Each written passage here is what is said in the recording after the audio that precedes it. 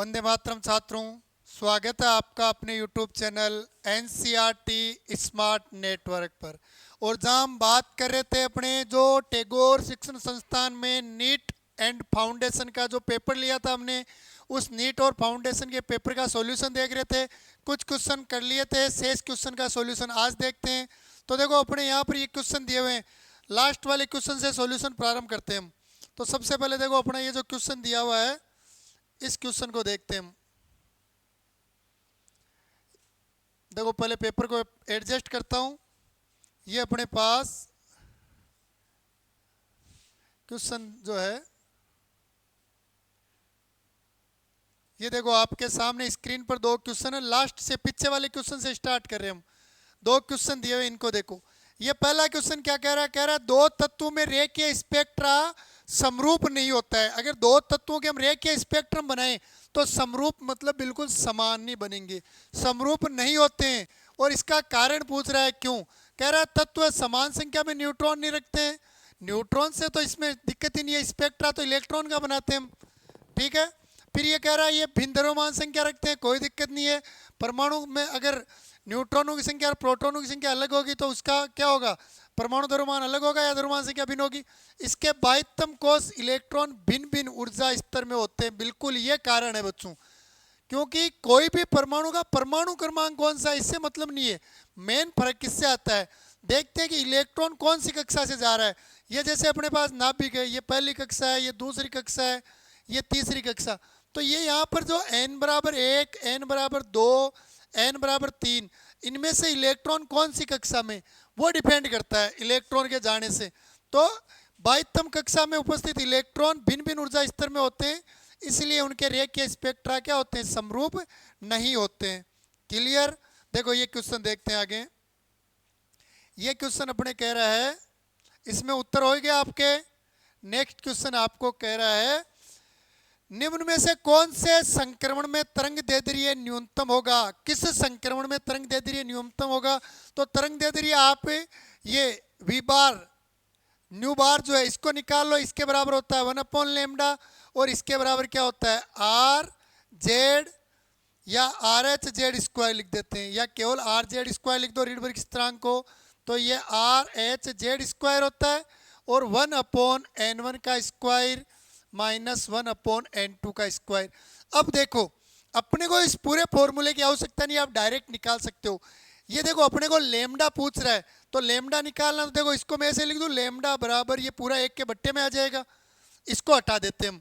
तो अपने पास देखो पहले तो 1 मिनट, देखो इसको सोल्व करने से पहले भाई एक ही परमाणु में इलेक्ट्रॉन चाहे पहली कक्षा से दूसरी में जाए, चाहे दूसरी से तीसरी में जाए, जेड का मान कॉमन रहेगा।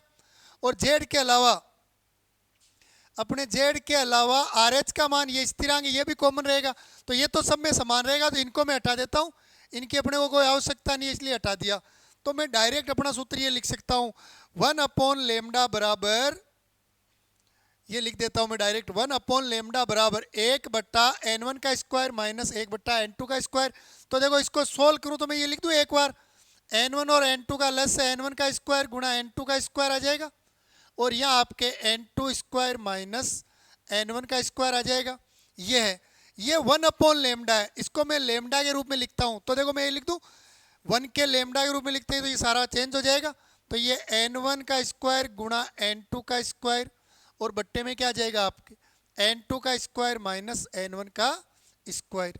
तो ये देखना है आपको, ये आपका लेमडा के लिए फॉर्मूला बना लिया हमने। तो देखो इस फॉर्मूले में इनका बारंबार मान रखो, आप मान रखोगे तो आपको पता चल जाएगा कि इसका तरंग दैर्ध्य न्यूनतम होगा। तो देखो यहाँ मान रखना प्रारंभ करते हैं, यहाँ से लेते हैं 1 नंबर से।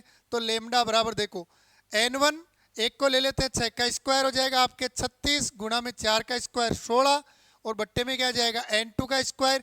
तो देखो आपने n2 किसको लिया यहाँ पर, इसको देखो थोड़ा सा कम वाली संख्या को n1 लेते हैं। तो 4 का स्क्वायर 16, 6 का स्क्वायर 36, यहाँ आपके 36 माइनस क्या आ जाएगा 16। तो ये देखो आ जाएगा 16 गुणा 36 बट्टे में आपके 20 आ जाएगा। इसको सोल्व करना आपको।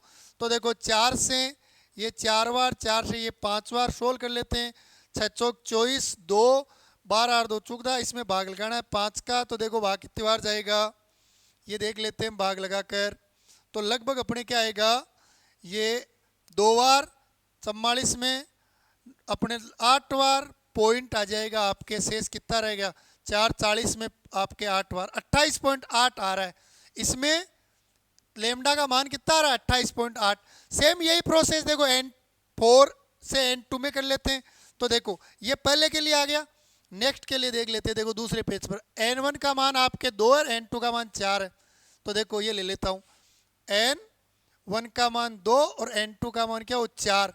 तो अपने लेमडा ज्ञात करना, अपना फॉर्मूला वही n1 का स्क्वायर गुणा n2 का स्क्वायर बट्टा n2 का स्क्वायर माइनस n1 का स्क्वायर। तो देखो यहाँ पर n1 2 का स्क्वायर 4 होता है, गुणा 4 का स्क्वायर 16, 16 माइनस 4 घटा दो, तो ये आपके आ जाएगा 16 चौक 64 और ये आपके 12, 16 कर दो 2 से 32, 6 और देखो 8, सॉरी 8 नहीं आएगा, 2 से 16 करेंगे तो यहाँ 16/3 आ जाएगा। यहाँ भाग कितनी बार 5 बार, 0.1 10 में 3 बार, ये 5.33 आ रहा है। देखो पहले वाले में कितना है अपने मान 28.8, दूसरे में कितना आ गया 5.33, तीसरे का और निकालो सेम ऐसे ही, n बराबर 3 और n बराबर 1 वाले का निकालो। तो ये देखो यहाँ निकाल लेते हैं। तो n1 का मान तो 1 है, n2 का मान आपके 3 है। तो देखो लेमडा बराबर 1 का अपने 1 का स्क्वायर 1 गुणा 3 का स्क्वायर 9, 9 माइनस 1 तो 9/8, 9 में 8 का भाग 1 बार, 0.10 में वापस 1 बार तो 1.1 आ रहा है, जबकि यहाँ 5.3 यानी उसका उससे भी कम आ गया। एक बार और आगे वाला चेक कर लेते हैं, चौथे को और चेक करो आप। n बराबर 2 और n बराबर 1 है। तो देखो यहाँ पर n1 का मान 1 और n2 का मान 2 हो, तब क्या होगा, ऑप्शन नंबर 4 निकाल कर देख लो। तो लेमडा बराबर वही अपने पास 1 × 4/4 माइनस 1, तो 4/3 एक बार जाएगा, शेष कितना रह गया 1, 10 में 3। तो देखो यहाँ पर 1.3 आ रहा है, यहाँ 1.1 आ रहा है, लेमडा का मान यहाँ 5.33 आ रहा है और सबसे पहले वाले में 28 आ रहा है। तो सबसे कम किसका आ रहा है 1.1, कब, जब n 1 से 3 या 3 से 1 में जा रहा है। तो यहाँ आपका राइट आंसर जो होगा बच्चों वो कौन सा होगा, ये तीसरा ऑप्शन, n 3 से n बराबर 1 में तरंग दैर्ध्य न्यूनतम होगा। क्लियर, आई थिंक इसमें कोई समस्या नहीं है किसी के, ठीक है। देखो वापस एक बार पीछे देख लो कैसे किया मैंने, लेमडा का मान निकाला जो, 1 मिनट देखो, ये देखो ये अपने ऑप्शन नंबर 2 जो सेकंड ऑप्शन है, ये आपके थर्ड ऑप्शन है और ये आपका फोर्थ ऑप्शन है, इनके लिए लेमडा का मान निकाला। बिल्कुल सेम प्रकार से मान निकाला हमने। किया क्या है, केवल n1 और n2 और n1 कम को माना है और n2 किसको माना है, ज्यादा को माना है। आप ज्यादा से कम को भी निकाल लो, फर्क कुछ नहीं आएगा, मान नेगेटिव में आएगा, लेकिन नेगेटिव में जो वैल्यू आती है वो उसको कम आ जाएगी, तो उससे ज्यादा कोई अंतर नहीं आएगा। आई थिंक इन दोनों क्वेश्चन में किसी को कोई समस्या नहीं है, ठीक है। तो ये दोनों क्वेश्चन के आपको उत्तर मिल गए। चलो नेक्स्ट क्वेश्चन देखते हैं।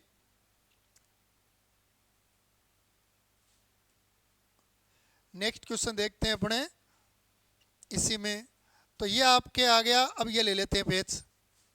तो देखो इस पेज की बात करें तो इसको पहले हम बड़ा कर देते हैं। देखो इसको थोड़ा एडजस्ट करते हैं। ये दोनों क्वेश्चन देखो, पहले इन दोनों क्वेश्चनों को सॉल्व कर लेते हैं। ये कह रहा है बेरिलियम +3 की तृतीय उत्तेजित अवस्था में इलेक्ट्रॉन का वेग ज्ञात करो। बेरिलियम की तृतीय उत्तेजित अवस्था में आपको इलेक्ट्रॉन का क्या निकालना है, वेग निकालना है। तो देखो जो बेरिलियम के लिए आपको, 1 मिनट देखो पहले पेन लेता हूं। ये बेरिलियम की पेन हुआ ही नहीं क्या सेट सेलेक्ट,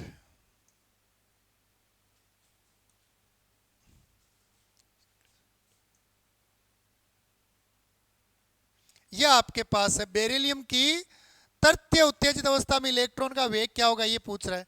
तो देखो तृतीय उत्तेजित अवस्था में इलेक्ट्रॉन का वेग देखना है, तो बच्चों इलेक्ट्रॉन का वेग ज्ञात करते हैं हम। तो वेग का फॉर्मूला बनाया था हमने 2.18 × 10⁻⁶ और यहाँ आगे था आपके Z/n। यह आपका फॉर्मूला था, मीटर पर सेकंड में मान आना था, मीटर पर सेकंड में। निकालना किसका है, बेरिलियम का। तो देखो ये जो बेरिलियम होता है इसके लिए जेड का मान तो आपको पता होगा, आई थिंक 4 होता है। और देखो तृतीय उत्तेजित अवस्था, उत्तेजित अवस्था में देखो तृतीय उत्तेजित अवस्था, तो उत्तेजित अवस्था के लिए n का मान 2, 3, 4, 5 ये होता है। तो तीसरी उत्तेजित अवस्था कौन सी है? देखो ये है 4, तो n का मान भी 4 है और z का मान भी क्या है? 4। तो सूत्र में मान रख दो, तो v बराबर 2.18 क्लियर इंटू आपके 10 की घात 6, n का मान और z का मान 4 4 है, तो इससे ये क्रॉस हो जाएगा, तो v का मान 2.18 इंटू 10 की घात 6 मीटर पर सेकंड है। ये ऑप्शन है क्या? देखो एक बार पहले ऑप्शन में 2.18 इंटू 10 की घात 6 तो है, लेकिन ये किलोमीटर पर सेकंड में, अपने को मीटर पर सेकंड में, मतलब देखो ये तो होगा ही नहीं, 3/4 ये 3/4, ये दोनों ऑप्शन तो खारिज हो गए। अब इन दोनों ऑप्शन में देखो वैल्यू तो सेम आ रही है, लेकिन यहाँ इकाई देखो किलोमीटर में दी हुई है, और किलोमीटर में मतलब मीटर को किलोमीटर में बदले, और मीटर को किलोमीटर में बदलने के लिए इसमें आप भाग किसका लगाओ? 1000 का। तो जैसे आप 1000 का भाग लगाओगे तो वैल्यू क्या आ जाएगी? आपके v का मान आएगा 2.18 इंटू 10 की घात आ जाएगी 3 किलोमीटर प्रति सेकंड या सेकंड इनवर्स, ये ऑप्शन आएगा आपके। तो आपका राइट आंसर होगा बच्चों चौथा ऑप्शन। क्लियर? आई थिंक इसमें किसी का कोई समस्या नहीं है, देख लो कोई समस्या हो तो।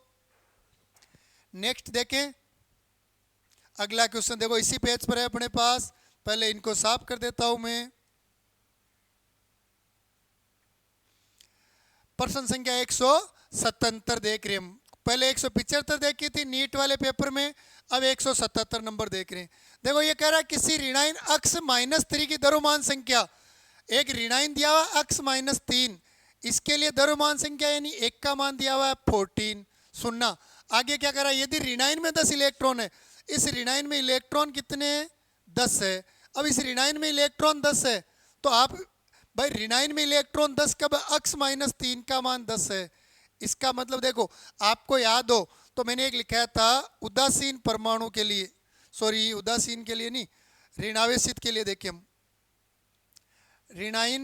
ऋणावेशित परमाणु या ऋणात्मक बोल दो में इलेक्ट्रॉन की संख्या हम निकालते हैं, इलेक्ट्रॉन की संख्या बराबर अपने सूत्र था Z, और यहाँ आपके माइनस था, कोष्टक में होता है आवेश, ये था अपने पास। तो देखो अपने इलेक्ट्रॉन की संख्या कितनी आ रही है? यदि ऋणात्मक में 10 इलेक्ट्रॉन, देखो इलेक्ट्रॉन का मान 10 दिया हुआ है, Z आपको ज्ञात करना है, माइनस आवेश देखो आप देख लो -3 लिखा हुआ है, तो देखो 10 बराबर Z + 3 आ जाएगा। तो आपको Z ज्ञात करना है, तो Z बराबर पक्षांतरण की क्रिया में 10 - 3 बराबर Z का मान कितना आ गया? 7। Z परमाणु क्रमांक 7 आ रहा है, और परमाणु क्रमांक देखो 7 आ रहा है, तो कह रहा है अक्ष 2 के नाभिक में न्यूट्रॉनों की संख्या, तो देखो एक का मान 14 है, Z का मान 7 आ गया, तो n बराबर a - Z कर दूं मैं, तो आपके देखो 14 - 7 = n का मान 7 आ गया। अक्ष के लिए न्यूट्रॉनों की संख्या 7 है, अक्ष में न्यूट्रॉन कितने हैं? 7। अक्ष 2 में क्या होता है? अक्ष प्लस अक्ष होता है, तो एक में 7 है, तो 7 + 7 बराबर कितने आ जाएंगे? 14 न्यूट्रॉन। तो आपका राइट आंसर होगा 14। आई थिंक इसमें किसी को कोई समस्या नहीं है। 14 में राइट आंसर क्या होगा? 14। कैसे आया? तो देखो Z का मान निकाल लिया हमने, या आप इतना लोड नहीं लेते हो तो सीधा देखो इलेक्ट्रॉन 10 है और -3 मतलब 3 तो ग्रहण किए हुए, यानी खुद के पास तो 7 ही थे, परमाणु क्रमांक 7 और द्रव्यमान संख्या चुकदा दी हुई है, तो चुकदा में से 7 घटाओ तो न्यूट्रॉन 7 आ जाएंगे। एक में 7 है, 2 अक्ष में कितने हो जाएंगे? डबल, तो 14। इसी में देखो इस पेज में 2 क्वेश्चन और है, उनको और सोल्व करते हैं। तो ये आपके आंसर आ गया 14। 177 में ऑप्शन ब सही होगा आपके, और 175 में था आपके चौथा आंसर। इसमें चौथा आंसर राइट था, इसमें आपके दूसरा आंसर राइट। अब देखो दोनों अगले क्वेश्चन देखते हैं, तो नीचे वाले क्वेश्चन देखते हैं 176 और 178। तो क्वेश्चन संख्या 176 और 178 का उत्तर चेक करते हैं। तो देखो ये कह रहा है हाइड्रोजन परमाणु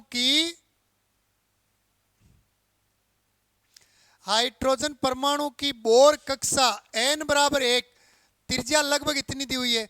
तो प्रथम उत्तेजित अवस्था जिसके लिए n का मान भी दिया हुआ है, प्रथम उत्तेजित अवस्था के लिए आपको n का मान भी क्या दिया हुआ है? ठीक है, तो n का मान दिया हुआ है, तो आपको करना क्या? इसकी त्रिज्या निकालनी है। तो देखो जो त्रिज्या का फॉर्मूला डायरेक्ट क्या होता है 0.529 n स्क्वायर बटा जेड एंगस्ट्रोम, ये होता है। आपको n का मान यहाँ देखो एक के लिए दिया, दूसरी के लिए निकालना है, सीधा मान रख दो। तो 0.529 इंटू एन का मान 2 दिया हुआ देखो ये रहा, तो 2 का स्क्वायर लिख दो बट्टा जेड, हाइड्रोजन के लिए एक ही होता है जेड का मान एंगस्ट्रोम। तो देखो बराबर 0.529, इसको गुणा कर दो 4 से, तो 9 चौक 36, 6 3 8 3 11 1 20 1 21। तो ये आपके 2.11 ऑप्शन में कहीं है क्या एंगस्ट्रोम, वो होगा उत्तर। तो ये वाला राइट आंसर होगा आपके 2.21 नहीं सॉरी 2.12। और 2.12 कैसे, देखो इस 6 को हटा दिया, इस 6 को हटाएंगे तो पहले वाले में 1 जोड़ देंगे, तो 2.12 एंगस्ट्रोम, यह आपका राइट आंसर होगा। शायद कोई डाउट नहीं है। चलो आगे देखते हैं। अगला कह रहा है निम्न में से कौन सा समूह सही मिलान है। सही मिलान करना आपको ये देखना, इनमें से सही मिलान। भाई समस्थानिक क्या होता है, जिसमें जेड कॉमन हो। समस्थानिक वो होते हैं जिनमें जेड बराबर हो, और जेड कहाँ होता है प्रतीक के नीचे, या 20 है या 19 है, मतलब ये समस्थानिक नहीं है, गलत आंसर। फिर कहता है सम न्यूट्रॉनिक। सम न्यूट्रॉनिक देखें हम, तो देखो अपने सम न्यूट्रॉनिक देखते हैं हम। तो सम न्यूट्रॉनिक वो होते हैं जिनमें न्यूट्रॉन की संख्या क्या होती है, समान होती है, उन्हें कहते हैं सम न्यूट्रॉनिक। तो देखो पहले में ये समस्थानिक होगा नहीं, सम न्यूट्रॉनिक निकाल कर देख लो। भाई देखो 30 में से ये 30 माइनस 14 करे, लेस करे तो कितना आएगा 16। 31 में से 15 को लेस कर दो तो ये भी 16 ही आएगा। और आपके 32 में से 16 को लेस कर दो तो ये भी कितना आएगा 16 आएगा। तो इनमें न्यूट्रॉनों की संख्या समान है, मतलब सही मिलान ये है, ये सही सारे सम न्यूट्रॉनिक है। ठीक है, बाकी आप देख लो संबारिक भी नहीं अगले। क्यों नहीं है संबारिक, क्योंकि समान भार वाले होते हैं। इसका भार 16 है, इसका 17, इसका 18, मतलब ये भी गलत है। और सम इलेक्ट्रॉनिक जिनमें इलेक्ट्रॉन समान हो, इसमें देखो 7 और 3 10, ये 8 और 2 10, और इसमें क्रोमियम में 24 में से 3 कम 21। तो यहाँ इलेक्ट्रॉन 10 है, यहाँ पर भी इलेक्ट्रॉन 10 है, लेकिन इसमें इलेक्ट्रॉन 21 है, तो ये भी गलत है। तो राइट आंसर होगा आपके 2 नंबर ऑप्शन। 176 में आपके चौथा ऑप्शन और 178 में दूसरा ऑप्शन। आई थिंक इन चारों क्वेश्चन में कोई समस्या नहीं है। नेक्स्ट देखो आप, ये ले लेते हैं अपने। ठीक है, तो देखो ये अपने क्वेश्चन दिए हुए हैं 4 क्वेश्चन। इन क्वेश्चन को देखते हैं, पहले पेज एडजस्ट करते हैं सर्वप्रथम।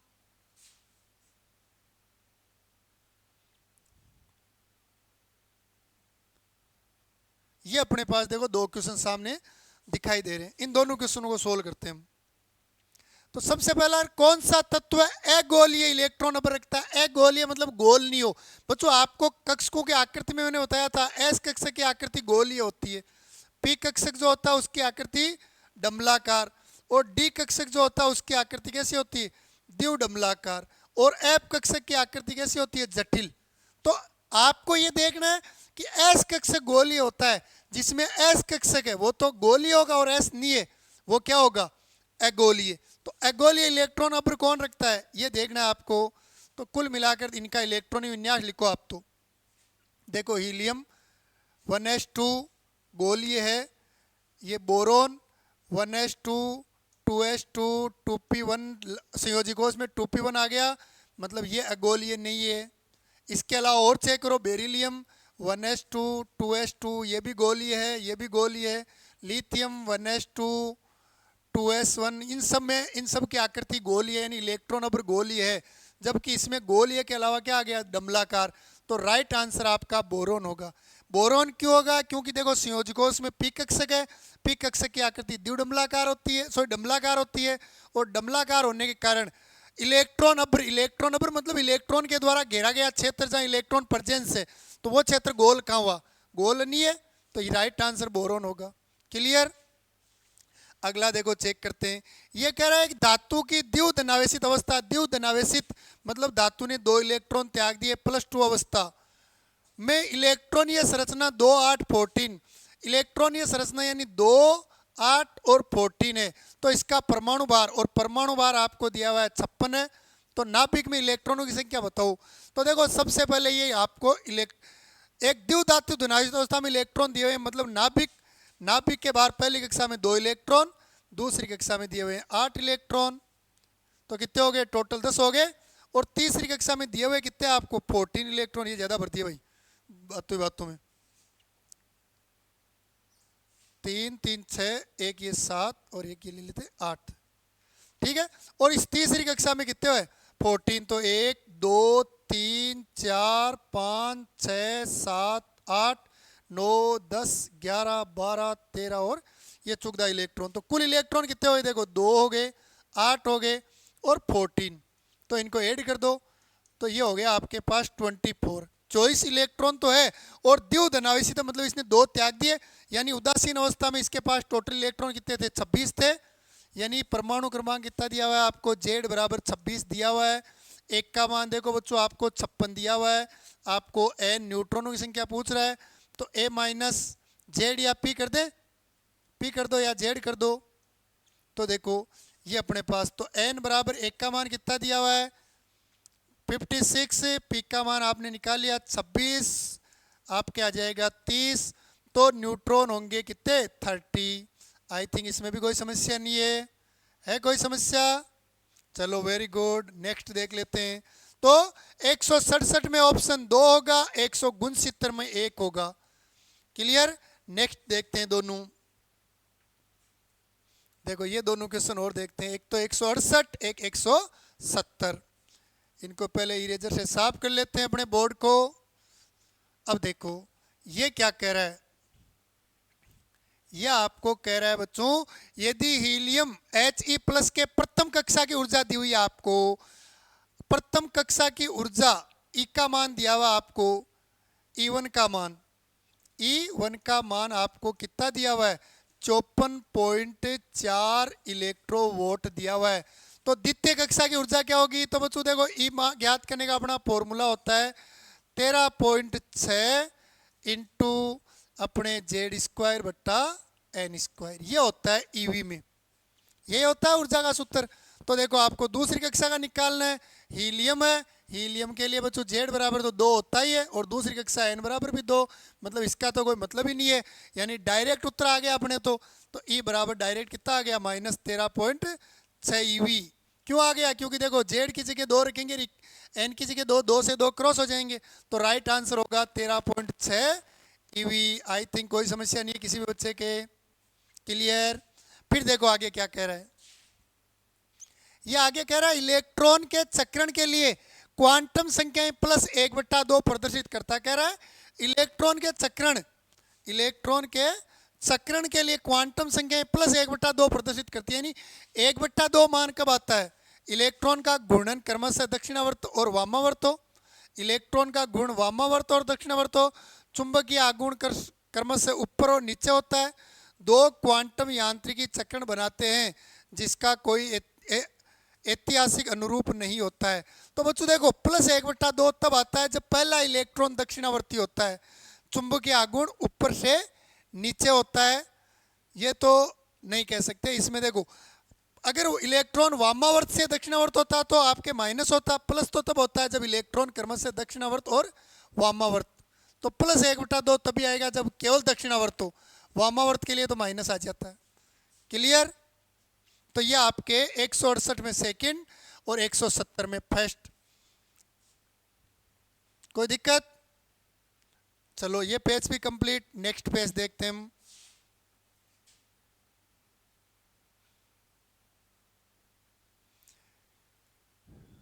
ये आपके नेक्स्ट पेज है, ये देखो, देखो इसको नेक्स्ट पेज को पहले एडजस्ट कर लेते हैं।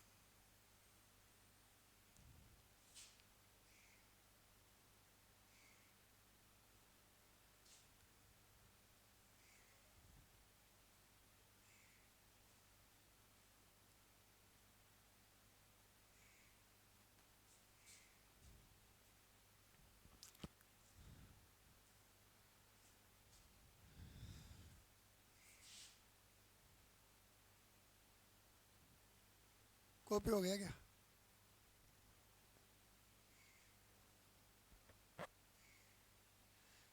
चलो ये अपने पास क्वेश्चन दिया हुआ है, तो इस क्वेश्चन को सोल्व करते हैं हम।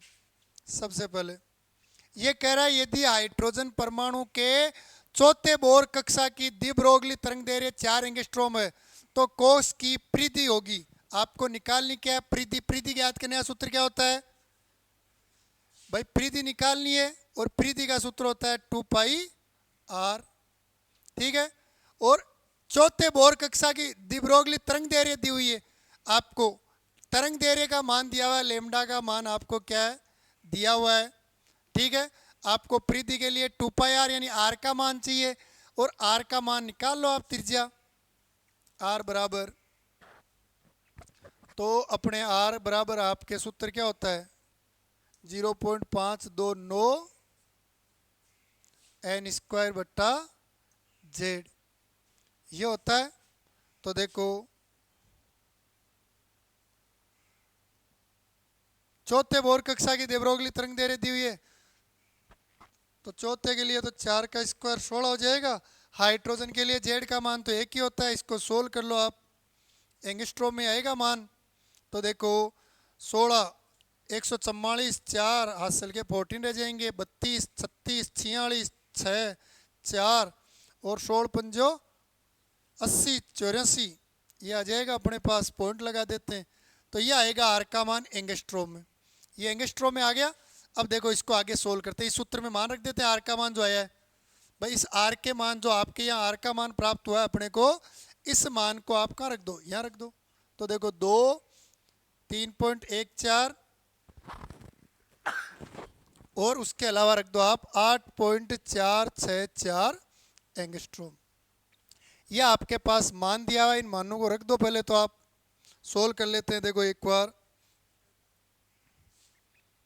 तो ये होगा अपने पास 2 इंटू है 3.14 और गुणा में आ गया आपके पास 8.464।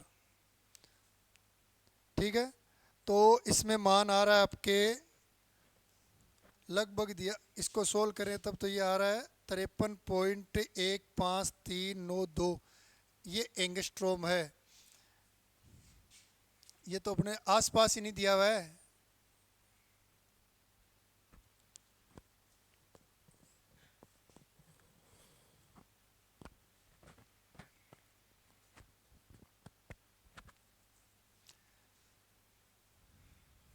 देखो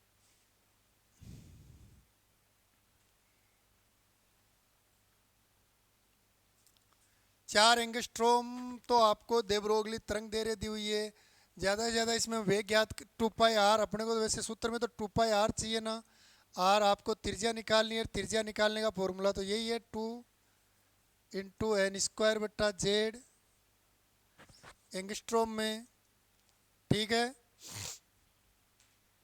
तो यहाँ पर एन का मान रखा हमने।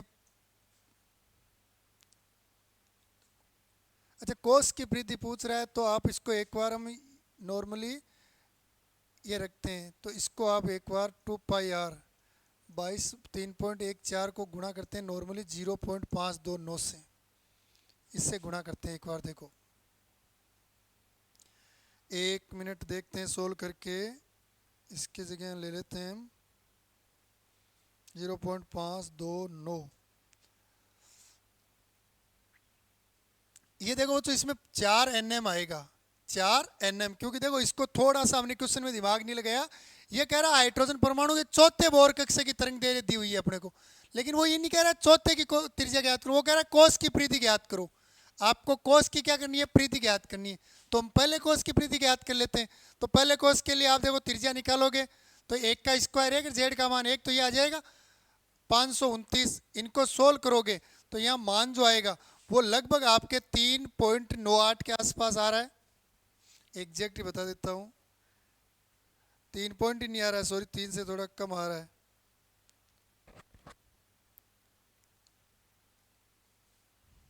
तो यहाँ पर 3.332 के आसपास आ रहा है। तो इन सब में से देखने पर ये मान जो होता है, ये देखो NM पर गलत टिक कर दिया, ये एंगस्ट्रॉम है हमने, क्योंकि वैल्यू यहाँ एंगस्ट्रॉम में लिए ना, तो अपने मान भी किस में आएगा? एंगस्ट्रॉम में। तो ये वाला होगा राइट आंसर, 4 एंगस्ट्रॉम। क्या होगा? 4 एंगस्ट्रॉम होगा। क्लियर? तो यहाँ पर देखो 3 के आसपास तो वैल्यू यही आ रही है, तो ये 4 एंगस्ट्रॉम आपके मान आ जाएगा। अगला देखो, कह रहा है किसी परमाणु के उपकोष में इलेक्ट्रॉन की अधिकतम संख्या अधोलिखित सूत्र द्वारा निकाल सकते हैं। तो बच्चों देखो इस सूत्र से निकाल सकते हैं हम। आपको उपकोष, किसी उपकोष में निकालनी है, तो देखो इस सूत्र से कैसे निकाल सकते हैं भाई। 4s के लिए l का मान 0 होता है, तो मैंने यहाँ 4 × 0 + 2 लिखा, तो 0 + 2, तो s उपकोष में अधिकतम इलेक्ट्रॉन 2 ही आते हैं। p के लिए l का मान 1 होता है, यहाँ l का मान रखो, देखो 1 + 2, तो 4 + 2 6, और p उपकोष में अधिकतम इलेक्ट्रॉन कितने आ सकते हैं, 6 आ सकते हैं। d के लिए रख के देख लो, 2 रख के देख लो, 10 आएंगे, तो यहाँ होगा 4l + 2। तो इसका राइट आंसर आपके क्या होगा, 4l + 2 होगा। क्लियर। तो ये आपके यहाँ तक 61 दो क्वेश्चन और देख लेते हैं। अगले 2 क्वेश्चन और देख लो।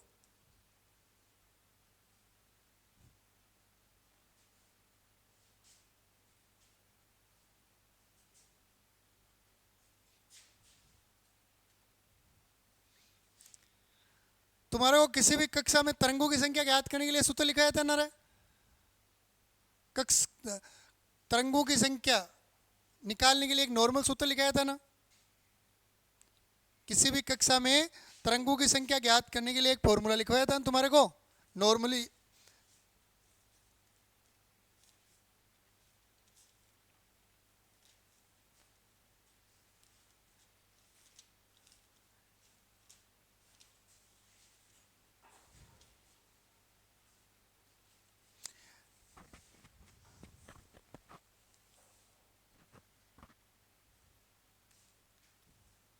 तरंगों की संख्या निकाल लो आप, स्पेक्ट्रम में रेखों की संख्या निकाल लो, तो ये लिखाया था आपको n कोष्टक n - 1/2। डायरेक्ट फॉर्मूला लिखा था हमने ये। तो देखो इस फॉर्मूले से हम सोल्व कर लेते हैं। तो n का 4th कक्षा में, n मतलब कक्षा, तो देखो 4 कोष्टक 4 - 1/2, तो ये 4 कोष्टक में 3/2, तो 12/2, यहाँ तो 6 आएगा। 6 तो अपने ऑप्शन में दिया हुआ ही नहीं है।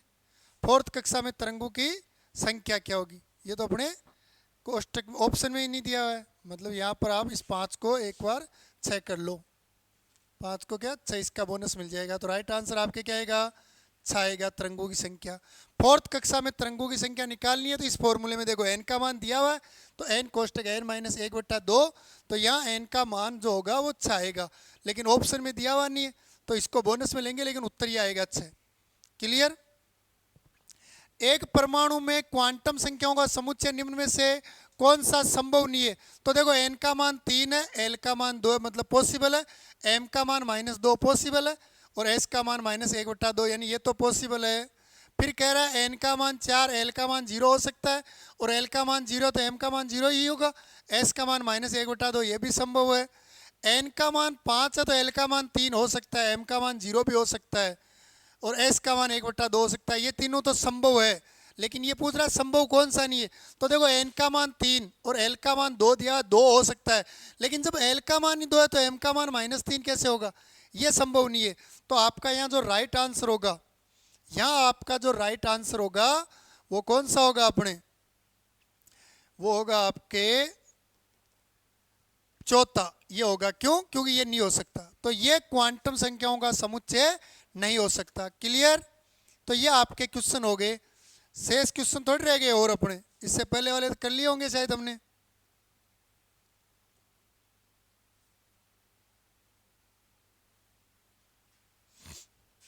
चलो ये 4 क्वेश्चन और देख लेते हैं, फिर उसके पहले वाले सारे किए हुए हैं, तो इनको एडजस्ट करता हूं मैं।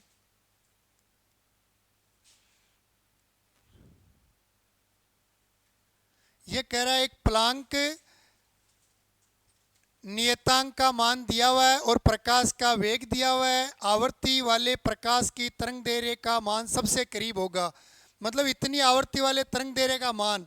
तो देखो लेमडा ज्ञात करना है आपको, तो लेमडा ज्ञात करने के लिए एक तो सूत्र होता है H/mv, ये होता है अपने दे ब्रोगली के अनुसार, ठीक है। और आपको आवर्ती दी हुई है, तो आप डायरेक्ट इनका मान उपयोग में नहीं करके आवर्ती से सीधा भी निकाल सकते हो, क्योंकि देखो एक लेमडा का सूत्र ये होता है C/ν, और यहाँ देखो आवर्ती वाला प्रकाश दिया हुआ है, तो लेमडा पहले इसी से निकाल लेते हैं, 3 × 10⁸, और आवर्ती का मान आपको दिया हुआ है अपने 8 इंटू 10⁻15। ठीक है, तो देखो यहाँ अपने ये हो जाएगा, ये इससे कट जाएगा 7, तो 3 गुणा 10⁻−7 बट्टा 8, 30 में भाग 3 में जाएगा ना, 30 लिखने के लिए यहाँ घात -8 हो जाएगी 8, यह आ जाएगा 7 चौक 28, 7.20 में अपने 4 बार और 2 बार 40 में अपने चला जाएगा 5 बार, तो 7.25 इंटू 10⁻−8 के निकटतम मान -8। तो देखो -8 तो ये दिया हुआ है यहाँ पर, इसी एक ऑप्शन में आ रहा है -8, तो निकटतम मान जो होगा यही होगा। अगर आप h वाले से निकालना चाहो तो h वाले से भी निकाल लो, क्योंकि प्रकाश का वेग दिया हुआ है, यहाँ पर m का द्रव्यमान पता होता है, तो राइट आंसर ये होगा। मान तो देखो 7.25 आ रहा है, लेकिन ये कह रहा है मान मीटर में सबसे करीब, तो सबसे करीब तो देखो यही आ रहा है। क्लियर? तो यह आपका निकटतम मान ये, क्योंकि देखो यहाँ तो -7 है या -25 या -18, जबकि अपने उत्तर आ रहा है 7 इंटू 10⁻8। तो देखो सबसे नज़दीक ये निकटतम मान ये, तो राइट आंसर चौथा होगा। आई थिंक इसमें कोई समस्या नहीं है। ठीक है, एक विकिरण के 1 मोल फोटोन की ऊर्जा क्या होगी? विकिरण के 1 मोल फोटोन की ऊर्जा क्या होगी? उसकी आवृत्ति आपको दी हुई है, तो आपको 1 मोल फोटोन की ऊर्जा बतानी है और आपको आवृत्ति दी हुई है। तो देखो E बराबर क्या होता है आपके H और न्यू होता है, E बराबर H न्यू, तो आपको H का मान पता है 6.626 इंटू 10⁻34। ठीक है, जूल सेकेंड, और V का मान आपको दिया हुआ है 5.01 इंटू 10⁻14। हर्ट्ज लिख दो, हर्ट्ज को आप सेकेंड इनवर्स में लिख सकते हो। तो ये देखो अपने पास मान जो आएगा ये आ जाएगा E बराबर, सोल्व कर देते हैं। तो देखो इसको राउंड फिगर में हम क्या मान लेते हैं 5, इसको 6, तो 6 पंजो 30, और ये घात 16 हो जाएगी, तो 20 रह जाएगी माइनस में 20। ठीक है, ये अपने पास। अब ये तो अपने पास देखो ऊर्जा एक कण की आई है, आपको पूछ रहा है 1 मोल की ऊर्जा पूछ रहा है। ये जो ऊर्जा आई है जूल सेकंड में आई है, पहली बात तो जूल केवल जूल में आई है, सेकंड से तो सेकंड कट जाएगा, तो ये जूल ऊर्जा आई है। आपको किलो जूल में बदलना है, तो एक तो जूल को किलो जूल में बदल लो, एक तो आपको जूल को किस में बदलना है, किलो जूल में। तो जूल को किलो जूल में बदलेंगे तो 1000 का भाग लगा दो, तो घात कितनी हो जाएगी भाई? जूल को किलो जूल में बदलोगे तो इसमें आप भाग लगा दो 10⁻3 का, तो ये ऊपर जाकर -3, मतलब E का मान हो जाएगा 30 इंटू 10⁻23 किलो जूल। ये एक कण की ऊर्जा आई है, लेकिन आपको वो पूछ रहा है 1 मोल की ऊर्जा, तो 1 कण की ऊर्जा इतनी है, तो 1 मोल में कण कितने होते हैं? 1 मोल बराबर ये होता है साहब आपके 6.022 इंटू 10⁻23, तो दोनों को क्या कर दो, गुणा कर दो। अतः 1 मोल की ऊर्जा बराबर 1 मोल की एनर्जी या ऊर्जा ये होगी आपके 30 इंटू 6.022 इंटू 10⁻23 और घात -23, ये तो अपने क्या हो जाएंगे क्रॉस इट, तो रह गया क्या ये, तो इनको गुणा कर दो, तो 6 3 18, तो यहाँ पर देखो 180 किलो जूल मोल इनवर्स आएगी, आपके उत्तर आएगा 180 kilo joule mole inverse. Solve करके देख लो चाहे कैसे किया, इस उत्तर से जो आपके प्लांक क्वांटम यांत्रिकी से सूत्र लगाया, मान रख दिया। इनको देखो ये 30 लिखने के लिए हमने इनको राउंड फिगर में 6 मान लिया, इसको राउंड फिगर में 5, कैलकुलेशन आसान करना है। तो देखो ये 30 आ गया, ये 1 कण की ऊर्जा को जूल को किलो जूल में बदलने के लिए 1000 का भाग गया, तो ये 1 कण की ऊर्जा आई। 1 कण की ऊर्जा अपने को 1 फोटोन की पूछ रहा है, तो 1 मोल फोटोन की, सॉरी, तो 1 मोल में इतने कण होते हैं, तो 1 कण की ऊर्जा को इससे गुणा कर दिया, तो ये आ गई देखो 6 3 18, और 1 0 लगाओगे तो 180 किलो जूल मोल इनवर्स के आसपास ऊर्जा आएगी। आई थिंक इसमें भी कोई समस्या नहीं है किसके। चलो अगला देखते हैं, नेक्स्ट क्वेश्चन देखते हैं अपने, जो है आपके पास ये कह रहा है हाइड्रोजन की तीसरी कक्षा के इलेक्ट्रॉन के लिए दी ब्रोगली तरंग दैर्घ्य क्या होगी? आपको तीसरी कक्षा के लिए लेमडा निकालना है, और लेमडा निकालने का अपना सूत्र क्या होता है?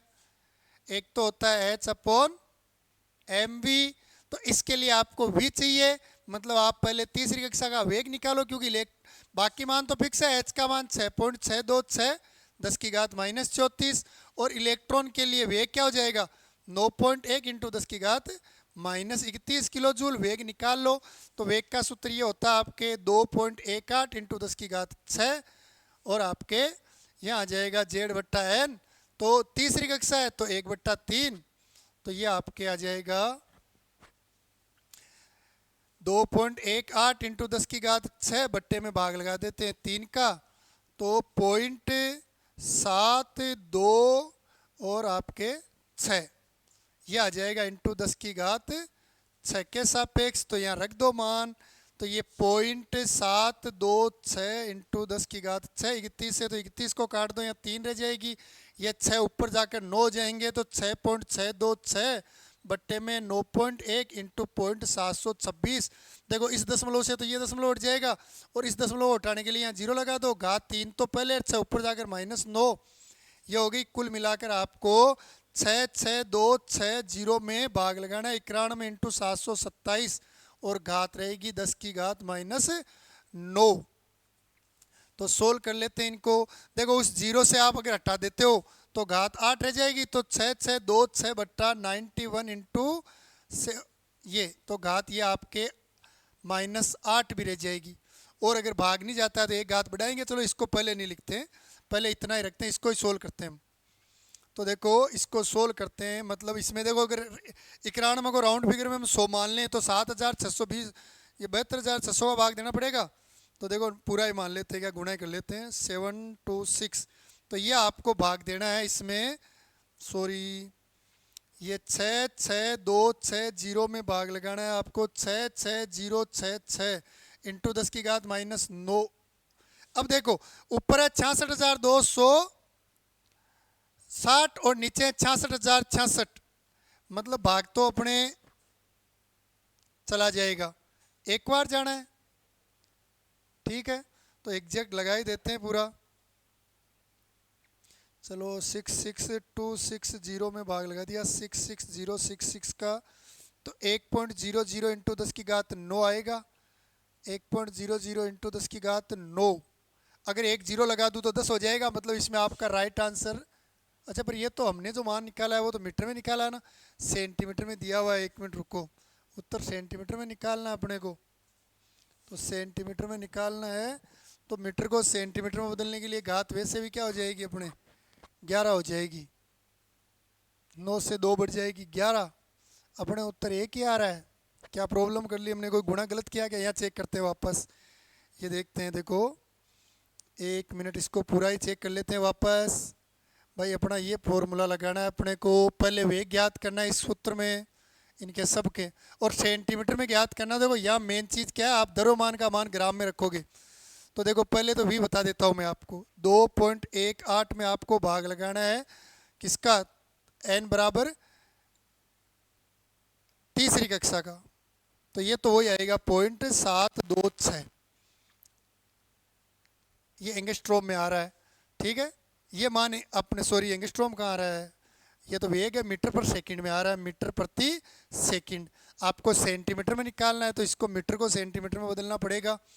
पहले उत्तर पूरा मीटर में निकाल लेते हैं। चलो अब आपको देखो लेमडा बराबर h अपॉन mv, तो 6.626 इंटू 10 की घात -34 अपॉन ये अपने पास, या इसको एक काम करते हैं सेंटीमीटर में बदलते हैं, तो यहाँ ले लेते हैं अर्ग में आ जाएगा ये वैल्यू, 10 की घात आ जाएगी आपके -27 अर्ग के सापेक्ष। ये आ जाएगी आपके 9.1 इंटू 10 की घात -28, और वेग को बदल दो, मीटर को सेंटीमीटर में बदलना है, तो सेंटीमीटर में बदलने के लिए गुणा कर देंगे किससे, 100 से, तो आपके ये हो जाएगा 72.6। चलो इसको सोल्व कर लेते हैं। तो देखो इससे ये काट देते हैं, घात नीचे 1 रह जाएगी, ऊपर जाकर 1 हो जाएगी, यानी यहाँ 0 लगा देते हैं इंटू 10, तो ये आ जाएगा 66.66, और ये 9.1 इंटू 72.6। अब इसको सोल्व कर लेते हैं। तो देखो 66.26 को इसमें आपको 9.1 इंटू 72.6, तो ये आ गया आपके 66.26 में भाग लगाना है आपको 660.66 का। लेकिन इसमें तो यार सारा ही मामला हमने गड़बड़ कर दिया है। देखते हैं, चलो फिर भी 66.26 में भाग लगाना है 660.66। अपने तो मान तो वही 0.01 के आसपास ही आ रहा है, 0.1 आ रहा है, मतलब ये 9.96 को चेंज करके यहाँ 1 किया हुआ है। तो अपने राइट आंसर आएगा इसमें ये वाला ही आएगा पहला, क्योंकि 1 है, 1 को ये घात कम करने के लिए अपने पास 1 × 10 की घात -11 आ रहा था भाई, पहले निकाला होता वो पूरा। देखो वापस एक बार, ये था अपने पास दिया हुआ, कहाँ गया वो, यही था क्या? चलो नए पेज में से बता देता हूँ। तो भाई अपने को देखो वेग का मान तो ये आया था अपने पास, वेग तो देखो ये आया था अपने पास 0.726, ये वेग आया था मीटर पर सेकंड में। और आपको निकालना क्या था, तरंग दे रहे, तो h का मान 6.626 × 10 की घात -34, और ये आपके पास था 9.1 × 10 की घात -31, और ये आई गया आपके पास वेग। तो इनको जब हमने सोल्व किया था तो अपने पास आया था 1.00 × 10 की घात -9 मीटर सेंटीमीटर में बदलेंगे इसको, तो ये हो जाएगा 10 की घात -11 सेंटीमीटर। अब देखो एक को, इस दशमलव को यहाँ पर क्या करते हैं, एक जीरो घात कम करने के लिए दशमलव को इधर ले आते हैं, यहाँ पर एक घात कम कर देंगे। तो देखो ये 9.96 × 10 की घात -10 है, तो ये, और यहाँ पर 1 × 10 की घात क्या है, -11 है, तो एक दशमलव को इधर लाएंगे तो एक से हल्का कम हो जाएगा, तो इसलिए घात 10 होगी। तो इसमें राइट आंसर जो होगा आपका पहला होगा, ये पहला वाला जो इसमें नंबर 1 ऑप्शन था वो। ठीक है, यहाँ तक देख लेना, फिर भी कोई समस्या हो तो वापस पूछ लेना। क्लियर? आज की क्लास को यहीं विराम देते हैं। जय हिंद।